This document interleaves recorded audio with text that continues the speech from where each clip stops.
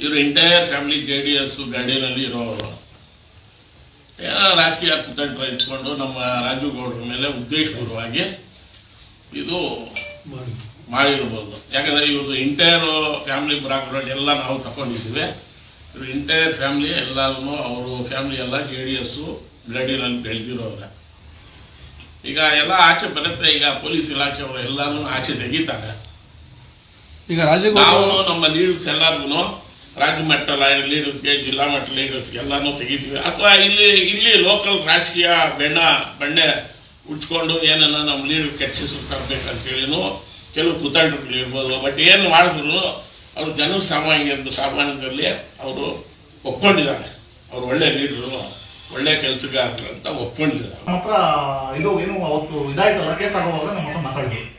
ನಾನು ಅದ್ರ ಬಗ್ಗೆ ಆ ಹೆಣ್ಮಗು ಬಗ್ಗೆ ನಾನು ಕೆಟ್ಟದಾಗ ಮಾತಾಡಿಲ್ಲ. ಅದೇನು ನಾವು ಮಾತಾಡೋ ಆಡಿಯೋ ಮಿಸ್ ಆಗಿದೆ.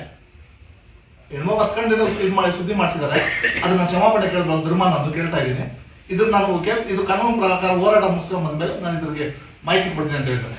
ಅದೊಂದು ಕಾರಣ ನೀವು ಹೇಳ್ತಾರೆ. ರಾಜೇಗೌಡರು ಇದ್ರ ವಿಷಯದಲ್ಲಿ ಮಾತಾಡಿಲ್ಲ, ಏನೋ ಅದನ್ನ ಇದು ಮಾಡಿದ್ದಾರೆ, ಮಿಸ್ಗೈಡ್ ಮಾಡಿ. ಈಗ ಮಾತಾಡೋ ರಾಜೇಗೌಡರು 2 ದಿನ ಮೊದಲು ಮಾತಾಡೋರು, ಕಾರ್ಯಕ್ರಮ ಹಾಕ್ಮಂದ್ರೆ 2 ದಿನ ಮೊದಲು ಮಾತಾಡೋದು. 2 ದಿನ ಆದ ಮೇಲೆ ಪುಷ್ಅಪ್ ಆಗಿ ಕೇಸ್ ಕಂಪ್ಲೇಂಟ್ ಕೊಟ್ಟು ಆಡಿಯೋ ವೈರಲ್ ಆಗಿರೋದು. ಯಾಕೆ ಅವತ್ತು ಯಾಕೆ ವೈರಲ್ ಮಾಡಲಿಲ್ಲ ಮೇಡಮ್? ನಾವು ಸರಿ ಅಂತ ಹೇಳಲ್ಲ. ನಾನು ಮಾತಾಡಿರೋ ಆಡಿಯೋ ಬೇರೆ, ಕೇಸ್ ಅಲ್ಲಿ ಏನು ದೂರ ದಾಖಲೆ ಆಗಿರೋ ಆಡಿಯೋ ಬೇರೆ. ಅದು ನಮ್ಮ ಹತ್ರ ಮಾತಾಡಿದಾಗ ಅದನ್ನ ಹೇಳಿದ್ರು. ಏನಕ್ಕೆ ಇದು ದಾಖಲೆ ಆಯ್ತಲ್ಲ, FIR ದಾಖಲೆ ಆಗ ಮೊದಲು ನಮ್ಮ ಹತ್ರ ಮಾತಾಡಿದ್ವಿ ನಾವು. ಏನಾಗಿದೆ ಅಂತಂದ್ರೆ, ಅಪ್ಪ ನಾನು ಮಾತಾಡಿದೆ ಬೇರೆ, ಆಯಮ್ಮ ಈಗ ರಿಲೀಸ್ ಮಾಡೋ ಆಡಿಯೋನೇ ಬೇರೆ. ಆದ್ರಿಂದ ಈಗ ನಾವು ಕಾನೂನಾಗಿ ಹೋರಾಟ ಮಾಡ್ತಾ ಇದ್ವಿ. ಅದೆಲ್ಲ ಮುಗಿಲಿ, ಅದನ್ನ ಸ್ಪಷ್ಟನೆ ನಾನು ಕೊಡ್ತೀನಿ. ನಮ್ಮ ಹತ್ರ ಮಾತಾಡಿದೆ. ಆ ಆಡಿಯೋ ರಾಜೇಗೌಡರು ಮಾತಾಡೋದಲ್ಲ. ರಾಜೇಗೌಡರು ಮಾತಾಡಿದ್ರೆ ಪ್ರೆಸ್ ಬಗ್ಗೆ ಮಾತಾಡಿದ್ದಾರೆ. ಅದು ಬಿಟ್ಟು ಬೇರೆ ಬೇರೆ ವಿಷಯಗಳಿದೆ ಆಡಿಯೋದಲ್ಲಿ, ಅದು ರೀಕ್ರಿಯೇಷನ್ ಮಾಡಿರೋದು. ಈಗ ತಲೆಮರೆಸಿಕೊಂಡಿದ್ದಾರೆ ಅಂತ ಆರೋಪ ಇದೆ ಸರ್. ಈಗ ಅವ್ರು ಬಂದು ಕಾನೂನಾತ್ಮಕವಾಗಿ ಸರೆಂಡರ್ ಆಗಿ ಮುಂದಿನ ಕಾನೂನು ಹೋರಾಟವನ್ನು ಮಾಡಬಹುದಾಗಿತ್ತಲ್ವಾ? ಈಗ ಒಬ್ಬ ನಾಯಕರೇ ಈಗ ತಲೆಮರೆಸ್ಕೊಂಡಿದ್ದಾರೆ ಅಂತ ತಾಲೂಕಲ್ಲಿ ಕಿಟ್ಟಿಸೋದಾಗ ಅವ್ರು ನಂಬ್ಕೊಂಡಿರ್ತಕ್ಕಂಥ ಫಾಲೋವರ್ಸ್ ಆಗ್ಬೋದು, ಬೆಂಬಲಿಗರಾಗ್ಬೋದು, ಅವ್ರ ಆತ್ಮಸ್ಥೈರ್ಯವನ್ನು ಯಾವ ತರ ಮುಂದೆ ಇಟ್ಕೊಳ್ಲಿಕ್ಕೆ ಸಾಧ್ಯ? ಆತ್ಮಸ್ಥೈರ್ಯ ಯಾರು ಕಳ್ಕೊಂಡಿಲ್ಲ. ರಾಜೇಗೌಡರು ಬರೇ ಬರ್ತಾರೆ, ಇವತ್ತಿಲ್ಲ ನಾಳೆ ಬರೇ ಬರ್ತಾರೆ. ಏನು ಇದು ಇದಾಗಬೇಕಾಗುತ್ತೆ, ಬೇಲಾಗುತ್ತೆ, ಇವತ್ತಾಗುತ್ತೆ, ನಾಳೆ ಆಗುತ್ತೆ ಅನ್ನೋ ಕಾಯ್ತಾ ಇದ್ದೀವಿ. ಇವತ್ತಿಲ್ಲ ನಾಳೆ FIR ಇದು ಕೇಸ್ ಇದು ಬೇಲಾಗುತ್ತೆ, ಬರೇ ಬರ್ತಾರೆ. ಈಗ ಪ್ರಸ್ತಾಪ ಆಗಿದೆ, ಏನು ಲೀಕ್ ಆಗಿದೆ. ನಮ್ಮ ರಾಜುಗೌಡರು ನಮ್ಮ ಲೀಡರ್ ಏನು ಹೇಳಿದ್ದಾರೆ ಅಂತ ಏನು ಪದಗಳಿದೆ, ಆ ವಿಚಾರ ನನಗೆ ಹೇಳಿಲ್ಲ. ಅವ್ರ ಫೋನಲ್ಲಿ ಇದೆ, ರೆಕಾರ್ಡಿಂಗ್ ತಗೊಳ್ಳಿ. ನಾನು ಮಾತಾಡಿರೋದಿದೆ, ಅವ್ರ ರೆಕಾರ್ಡಿಂಗ್ ಏನು ಹೇಳಿದ್ದಾರೆ. ಕಟೌಟ್ ಬಿಚ್ಚಿದ್ದೀನಿ, ಇಟ್ಟಿದ್ದೀನಿ. ಕೆಲವು ಅಲ್ಲಿ ಆಕ್ಸಿಡೆಂಟ್ ಅದು ಇದು ಏನೋ ಆಗ್ತಾ ಇತ್ತು, ಅದಕ್ಕೆ ದೂರ ಬಂತು, ನಾನು ಪಕ್ಕದಲ್ಲಿ ಇಟ್ಟಿದ್ದೀನಿ, ನೀವು ಬೇಕಂದ್ರೆ ತಗೊಂಡೋಗಿ ಕಟ್ಸ್ಕೊಳ್ಳಿ ಅಂತ ನನಗೆ ಹೇಳಿದ್ದಾರೆ. ರೆಕಾರ್ಡಿಂಗ್ ಇದೆ. ಮತ್ತೆ ರಾಜುಗೌಡರು ನನಗೆ ಬೈದರು, ನನಗೆ ಈ ಥರ ಹೇಳಿದ್ದಾರೆ ಅಂತ ನನ್ನ ಹತ್ರ ಫೋನ್ನಲ್ಲಿ ಆಗಲಿ ಏನಾಗಲಿ ಹೇಳಿಲ್ಲ. ಅವ್ರ ಫೋನ್ನಲ್ಲಿ ರೆಕಾರ್ಡಿಂಗ್ ಇದೆ, ನೀವು ಆಚೆ ತೆಗೀರಿ. ನನ್ನ ಫೋನ್ನಿಂದ ನಾನು ನಮ್ಮ ಆಯುಕ್ತರು ಕಮಿಷನರ್ಗೆ ಫೋನ್ ಮಾಡ್ತೀನಿ. ಏನು ಮೇಡಮ್, ಏನು ವಿಚಾರ, ಏನು? ಅವರು ಕೆಲವು ಮಾಹಿತಿ ಕೊಟ್ಟರು. ನಮಗೆ ಈ ಥರ ಇದೆಲ್ಲ ಯಾವುದೋ ಗಾಡಿ ಹೋಗಿದ್ದೆ, ಗಾಡಿ ಟಚ್ ಆಗಿದ್ದೆ, ಅಥವಾ ಯಾರೋ ಬಿದ್ದೋಗಿದ್ದಾರೆ, ಕಂಪ್ಲೇಂಟ್ ಬಂದಿದೆ, ಅದಕ್ಕೆ ನಾನು ಬಿಚ್ಚಿಡ್ತೀನಿ, ಬಿಚ್ಚಿಸಿ ನಾನು ಇಟ್ಟಿದ್ದೀನಿ. ಹೌದು ಮೇಡಮ್, ಅಟ್ಲೀಸ್ಟ್ ನಮ್ಗೆ ಹೇಳ್ಬೇಕಾಗಿತ್ತು. ನಾವು ಪರ್ಮಿಷನ್ ಎಲ್ಲ ಹಾಕಿದ್ವಿ, ತಗೊಂಡಿದ್ವಿ, ದುಡ್ಡು ಕಟ್ಟಿದ್ವಿ ಅಂದರೆ ಇಲ್ಲಿ ಬಿಡಿ, ಅದು ಬಿಟ್ಬಿಟ್ಟು ನೀವು ಬೇರೆ ಕಡೆ ಕಟ್ಕೊಳ್ಳಿ ಅಂತ ಸಾಮಾನ್ಯವಾಗಿ ಜನರವಾಗಿ ಮಾತಾಡೋದು. ಅದಕ್ಕೆ ಯಾರು ಒತ್ತಡ ಇದೋ ಬಿಚ್ಚಕ್ಕೆ ಹಿಂದೆ ಯಾರ್ದಿದೋ ಏನಿದೋ ಅವ್ರಿಗೆ ಗೊತ್ತಿದೆ ಮೇಡಮ್ ಅವ್ರಿಗೆ. ನಂತರ ನಾನು ಸಿಂಪಲ್ ಆಗಿ ಹೊರಡಿತ್ತು. ನಾನು ಇನ್ನ ಮುಂದೆ ಹೋದ್ರೆ ಅವರು ನಿಮಗೆ ಕೆಲವು ಫೋನ್ನಲ್ಲಿ ರೆಕಾರ್ಡಿಂಗ್ ವಾಟ್ಸಪ್ ಹಾಕ್ತೀನಿ ಅಂತ. ಬೇಡ ಮೇಡಮ್, ಅವೆಲ್ಲ ನಮಗೆ ಬೇಕಿಲ್ಲ.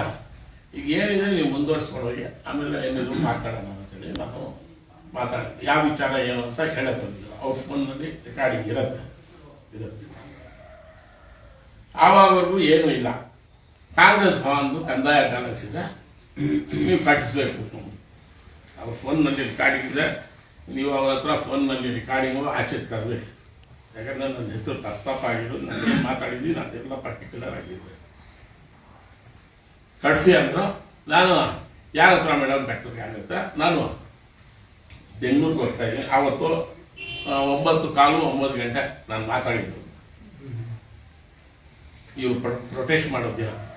ನಾನು ಬೆಂಗಳೂರಿಗೆ ಹೋಗೋದಿದೆ, ಮಣಿಪಾಲ್ ಹಾಸ್ಪಿಟ್ಲ್ ಯಾರ್ದೋ ಒಬ್ಬರು ಕೆಲಸ ಇದೆ, ಜೊತೆಗೆ ಹೋಗ್ತಾ ಇದ್ದೀನಿ. ರಾಜು ಗೌಡ್ರು ಸಿಗ್ತಾರೆ, ನಮ್ಮ ಲೀಡ್ರು, ಅವ್ರ ಜೊತೆ ಮಾತಾಡ್ತೀನಿ. ಕಾಂಗ್ರೆಸ್ ಭವನದು ಕಂದಾಯ ಬ್ಯಾಲೆನ್ಸ್ ಇರೋದು ಒಂದು 5 ಲಕ್ಷ ಕಟ್ಸಕ್ಕೆ ಹೇಳ್ತೀನಿ, ನಿಮಗೂ ಫೋನ್ ಮಾಡಿಕೊಡ್ತೀನಿ, ಮಾತಾಡಿ ನೀವು ಕೇಳಿ ಅಂದರೆ ಅಯ್ಯೋ ನೀವು ಮಾತಾಡಿಸಿ ನಾನು ಹೇಳ್ತೀನಿ, ಒಂದು 5 ಲಕ್ಷ ಕಟ್ಟಿ. ಇಲ್ಲಿ ಸಣ್ಣ ಪಣ್ಣ ಏನೇನೋ ಪ್ರಾಬ್ಲಮ್ಸ್ ಇರುತ್ತೆ, ಅದೇನೋ ಬಗೆಹರಿಸ್ಕೊಡ್ತೀವಿ ಅಂತಲೂ ಮೇಡಮ್ ಅವರು ನನ್ನ ಹತ್ರ ಮಾತಾಡಿದ್ದಾರೆ.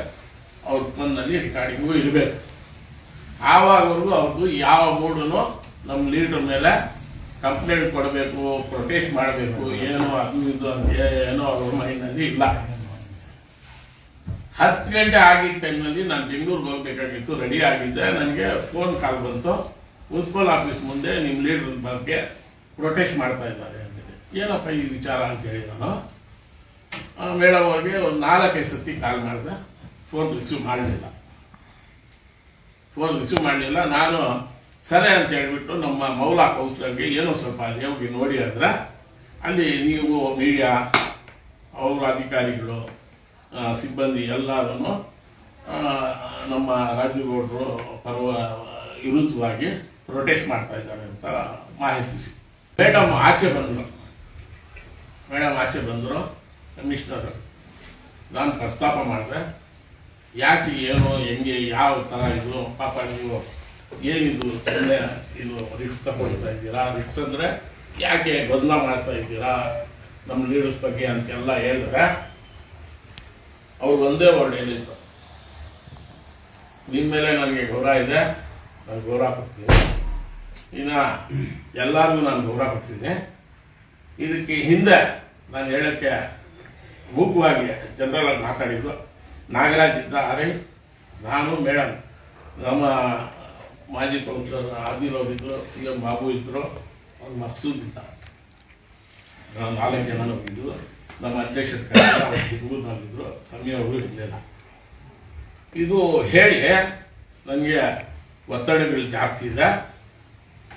ನಮ್ಮ ಯಜಮಾನರು ಫೋನ್ ಮಾಡಿದ್ರು ನಾನು ಅವ್ರಿಗೂ ಹೇಳ್ಬಿಟ್ಟಿದ್ದೀನಿ, ನಮ್ಮ ತಂದೆಗೂ ಹೇಳ್ಬಿಟ್ಟಿದ್ದೀನಿ, ಇದಕ್ಕೆ ದಯವಿಟ್ಟು ನೀವು ನನಗೆ ರಿಕ್ವೆಸ್ಟ್ ಮಾಡಬೇಡಿ ಅಂತೇಳಿ ಬಂದು ಇಲ್ಲಿ 8-8:30 ನಮ್ಮ ಲೀಡರ್ ರಾಜುಗೌಡ ವಿರುದ್ಧವಾಗಿ ಅವರು ಕಂಪ್ಲೇಂಟ್ ಲಾಗ್ ಮಾಡಿರೋದು ನಮಗೆ ಮಾಹಿತಿ ಬಂದಿದೆ. ಇದು ವಾಸ್ತವಾಂಶ. ಈಗ ನೀವು ಎಲ್ಲರೂ ಅವರ ಫೋನ್ ರೆಕಾರ್ಡಿಂಗ್ನಲ್ಲಿ ಏನಿದೆ ನೀವೇ ಆಚೆ ತೆಗೆಸಿ, ಯಾರು ಏನು ಮಾತಾಡಿದ್ದಾರೆ, ಏನಾಗಿದೆ, ಯಾರ್ಯಾರು ತುಂಬಕ್ಕಿದೆ ಎಲ್ಲ ಇರುತ್ತೆ. ಯಾರ್ಯಾರು ಫೋನ್ ಮಾಡಿದ್ದಾರೆ, ಆ ಫೋನು ದುಬೈನಿಂದ ಅವ್ರ ಯಜಮಾನರು ಕಳಿಸಿರೋದಂತ, ಯಾರನ್ನ ಮಾತಾಡಲಿ ರೆಕಾರ್ಡಿಂಗ್ ಆಗುತ್ತೆ ಅಂತ ಹೇಳಿದೆ. ಮೇಡಮ್ ಅವರು ಒತ್ತಡಗಳಿದೆ ನನಗೆ ಅಂತೇಳಿ ಹೇಳಿದ್ದಾರೆ ಮುಖವಾಗಿ, ಡೈರೆಕ್ಟ್ ಫೇಸ್ ಟು ಫೇಸ್. ನಾನು ಅವ್ರ ಜೊತೆ ಮಾತಾಡಕ್ಕೆ ರೆಡಿ, ನಿಮ್ಮ ಮುಖಾಂತರ. ಏನೋ ಅಮ್ಮ ನಮಗೆ ಏನೋ ವಿರೋಧ ಇಲ್ಲ, ಅವ್ರಿಗೂ ನಾವು ವಿರೋಧ ಇಲ್ಲ. ಅವ್ರು ಬರೋ ಟೈಮ್ನಲ್ಲಿ ಅವ್ರ ಕಷ್ಟ ಏನಾಯ್ತು ಎಲ್ಲಾನು ರಾಜುಗೌಡ್ರ ಹತ್ರ ನಮ್ಮ ಹತ್ರ ಎಲ್ಲ ಬೇಡ್ಕೊಂಡ್ರು, ಏನೋ ಮಾಡಿದ್ರು. ನಾವು ಇಲ್ಲಿ ಅವ್ರಿಗೆ ಸಹಕಾರ ಕೊಟ್ಟಿದ್ದೀವಿ, ಸಹಕಾರ ಮಹಿಳೆ ಲೇಡಿ ಇರ್ಬೇಕಂತೇಳಿ. ರಾಜುಗೌಡರು ಎಲ್ಲ ಕಡೆನೂ ದಿಪುರಹಳ್ಳಿನಲ್ಲಿ ಮಹಿಳಾ SI ಸಾಹೇಬ್ ಮೇಡಮ್ ಇದ್ದಾರೆ, ಎಲ್ಲ ಕಡೆ ಇದ್ದಾರೆ. ಇನ್ನು ಸುಮ್ಮನೆ ಇದಕ್ಕೆಲ್ಲ ಅವರು ಮೇಲೆ ಅಪ್ರಚಾರ ಮಾಡಕ್ಕೆ ಅಂತ ಅಫಿಷಿಯಲಿ ಅವರು ನನಗೆ ಈ ತರ ಆಗಿದೆ ಎಲ್ಲ ಅಂತೇಳಿ ಕೊಟ್ಟಿರೋದು ಕಂಪ್ಲೇಂಟು ಅಥವಾ ದೂರು. ಅದ್ರ ಮೇಲೆ ಕಾನೂನು ಚೌಕಟ್ಟಿನಲ್ಲಿ ಅದು ಅವ್ರು ಫೇಸ್ ಮಾಡ್ತಾ ಇದ್ದಾರೆ, ಅದು ತನಿಖೆ ನಡೀತಾ ಇದೆ. ಅದಕ್ಕೆ ನಾವು ವಿರುದ್ಧವಾಗಿ ಹೇಳಕ್ಕೆ ತಯಾರಿಲ್ಲ.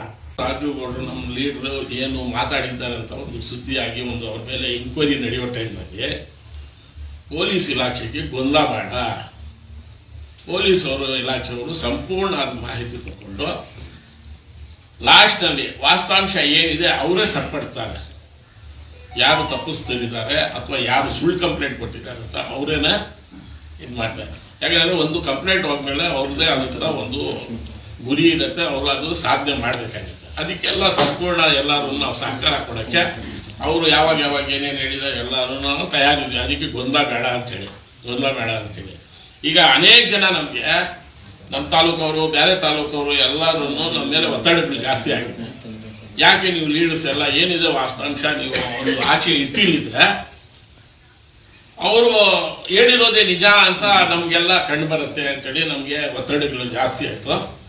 ಆ ಒಂದು ದೃಷ್ಟಿ ಇಟ್ಕೊಂಡು ನಾವೆಲ್ಲ ಸೇರಿ ಒಂದು ಮಾಡಬೇಕಾಗಿತ್ತು. ಯಾವುದೋ ನಿಮ್ಮ ಮುಖಾಂತರ ಜನರಿಗೆ ಮಾಹಿತಿ ಕೊಡಬೇಕಂತ ಉದ್ದೇಶದಿಂದ ನಾವು ತಪ್ಪೆ ನಮ್ಮ ನಾಯಕರು ಯಾವುದೋ ಒಂದು ಆ ಸಂದರ್ಭದಲ್ಲಿ ಅವರು ಯಾವತ್ತೂ ಕೂಡ ಅಂತ ಭಾಷೆನ ಬಳಸ್ತುವಂಥವ್ರಲ್ಲ, ಆ ರೀತಿ ನಡ್ಕೊಂಡವ್ರಂತಲ್ಲ.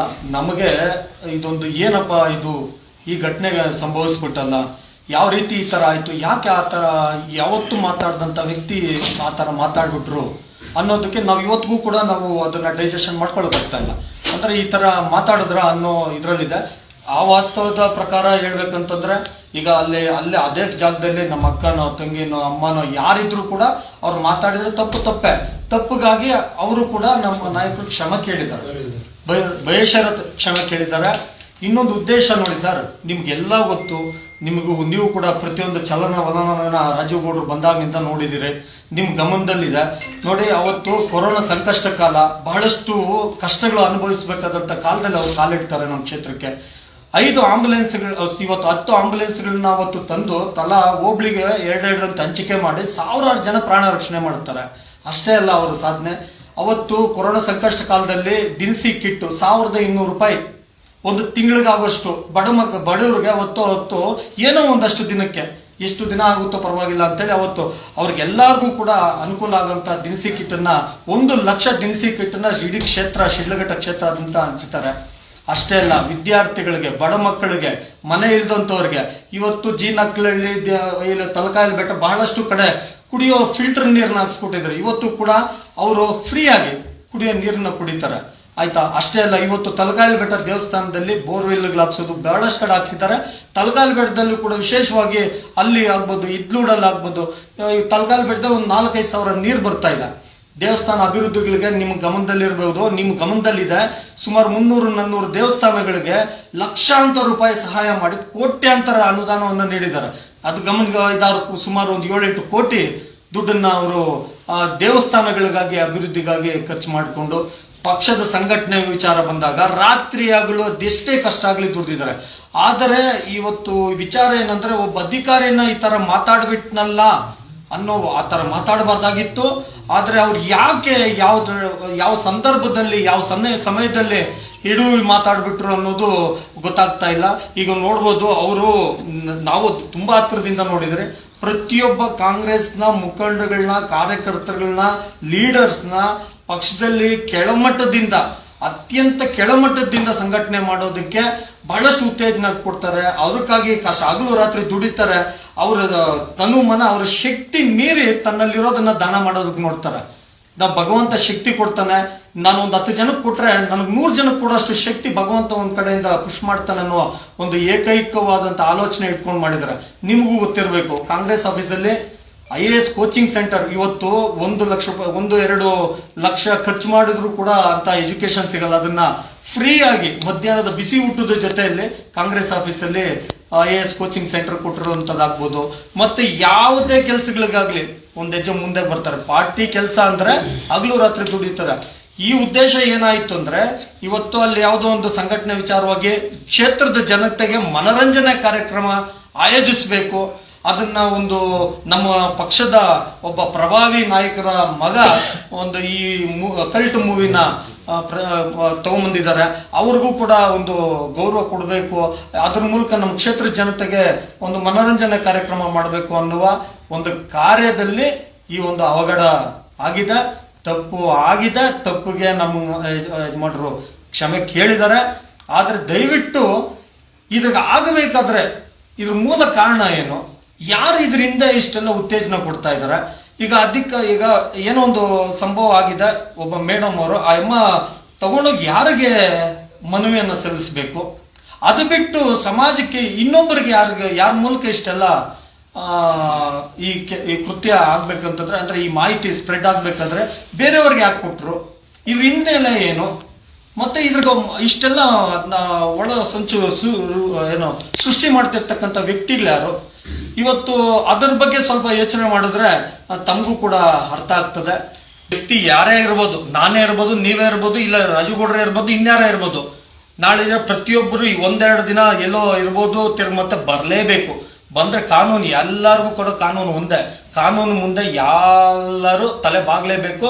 ಅದಕ್ಕೆ ಆದಂತ ಸ್ಥಾನಮಾನ ಇವತ್ತು ಸಂವಿಧಾನಕ್ಕೆ ಇರ್ತಕ್ಕಂಥ ಶಕ್ತಿ ಅಪಾರವಾದದ್ದು.